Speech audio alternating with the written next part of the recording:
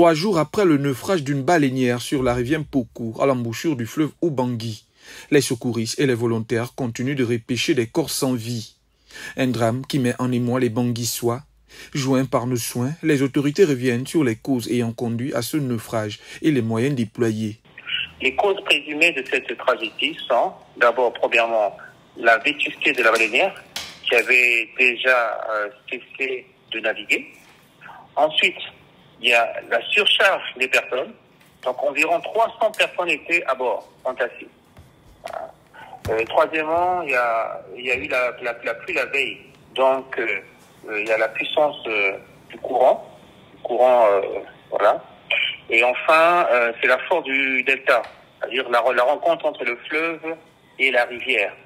Donc il y a aussi cette force également qui a causé justement cette tragédie. Alors concernant l'organisation des secours, elle se reposait principalement sur la mutualisation des moyens, que ce soit humains, que ce soit matériel ou financier, les moyens relevant d'abord de l'État.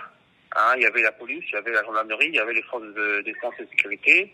Les volontaires de la protection civile étaient là, le bataillon des sapeurs-pompiers était là, le bataillon amphibie des forces navales était aussi là, le ministère du transport fluvial, la direction générale était aussi là, l'action humanitaire et les autres ministères pour la logistique, notamment ONEM, Office national du matériel, qu'on appelle ONEM, et d'autres également que je n'ai pas tous cités, notamment ceux qui sont en fraction au bord des ports, notamment la douane, les eaux et forêts. Plus de 72 heures après le naufrage, la Direction générale de la protection civile revient sur le bilan provisoire. Le bilan provisoire, alors il fait état d'une centaine de personnes repêchées.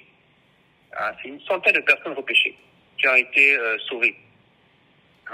Ensuite, il y a eu 62 corps sans vie, en majoritairement des femmes, des enfants, des personnes âgées de plus de 50 ans, y compris quelques secouristes qui sont allés pour essayer de sauver, ils n'ont pas pu.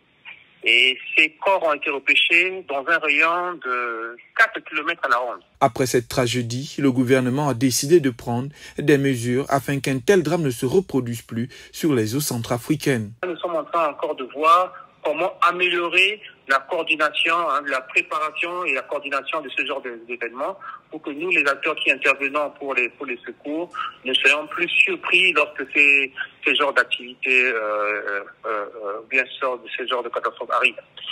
Maintenant, pour l'heure, les secours sont encore sur le terrain. Ils poursuivent les recherches des corps des personnes disparues en lien avec les familles, cette cinquantaine de familles qui continuent à faire pression et qui continuent à nous demander de poursuivre les recherches en amont. Selon les autorités, un deuil de 3 jours a été décrété par le président de la République, le professeur Faustin Archange Touadéra.